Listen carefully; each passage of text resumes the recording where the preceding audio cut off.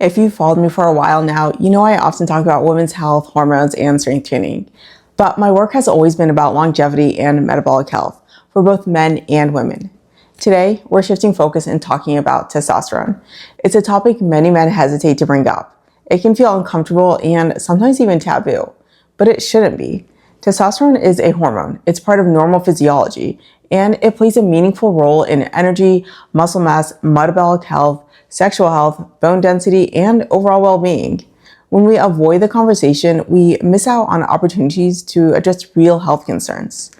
Hi, if you're new here, my name is Dr. Esra Shermadou. I'm a board-certified family medicine and obesity medicine physician, and I'm the founder of Sakina Health, where I help adults improve their metabolic health and optimize their hormones so they can age with strength, confidence, and independence. Over the past several years, I've been seeing more and more men asking about testosterone, often still hesitantly though. Many worry they'll be dismissed or brushed off. And to be honest, the discomfort can sometimes be bidirectional between patients and healthcare providers. Hormones are often under-discussed in routine medical visits, not because they're not important, but because they're rarely the immediate cause of life-threatening disease. Appointments tend to focus on diabetes, cardiovascular disease, blood pressure, and other chronic conditions, which are, of course, critical, but hormones influence many of those same systems. Some men come in knowing they don't feel like themselves. Others aren't sure whether what they're experiencing is hormonal, stress-related, metabolic, or simply aging. And part of the confusion is that there isn't a universal definition of low testosterone.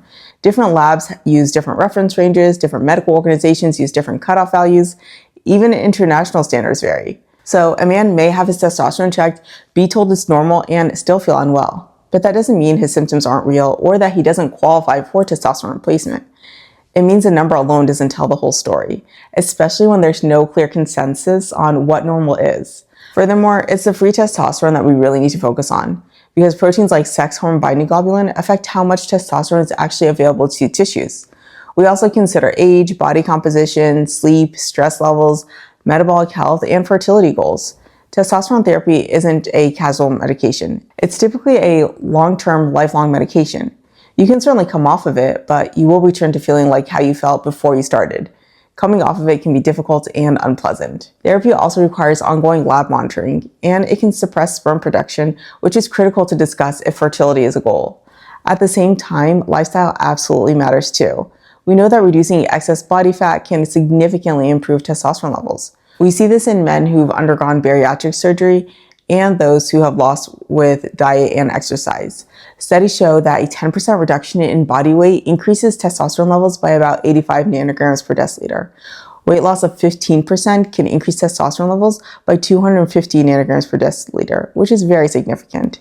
Sleep apnea, resistance training, and stress management also play a role, but they require consistency, of course. For some men, lifestyle changes alone are enough. For others, testosterone therapy and lifestyle optimization may work together. Sometimes starting testosterone can give you the motivation to start going to the gym and make other lifestyle changes. So the two can go hand in hand. The key to all of this, however, is a thoughtful evaluation, discussing the risks and benefits before starting treatment if it's appropriate. Because the real question isn't simply, is my testosterone low?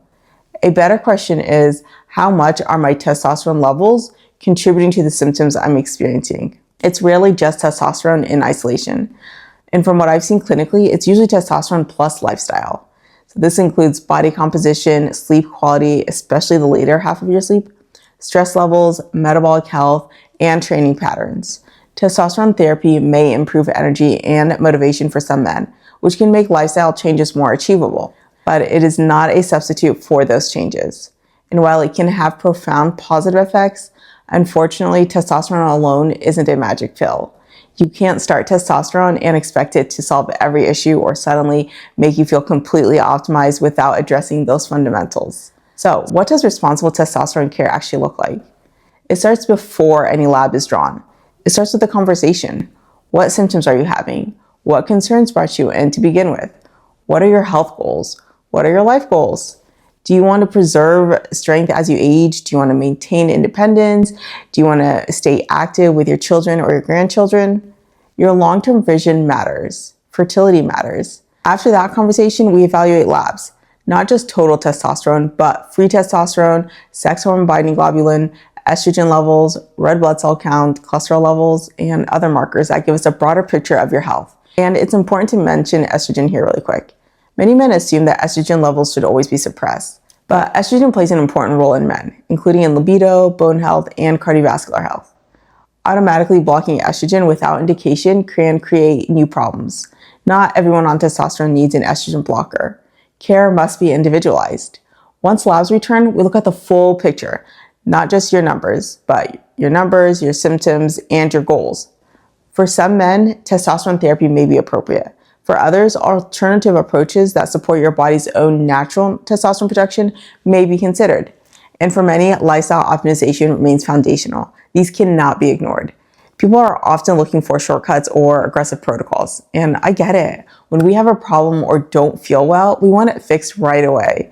But foundational health cannot be bypassed. Responsible care is not putting everyone on the same protocol. It's about personalized, monitored long-term management, and that takes time and thoughtful discussions. If this sounds like the care that you've been looking for, then check out my practice, Sakina Health, and book a consultation call today. As always, my goal is simple: to help both men and women understand their bodies better so we can make informed decisions and live strong, healthy lives for as long as possible. If you found this video helpful, make sure that you like and subscribe and share this with a friend who needs to hear this. Bye for now.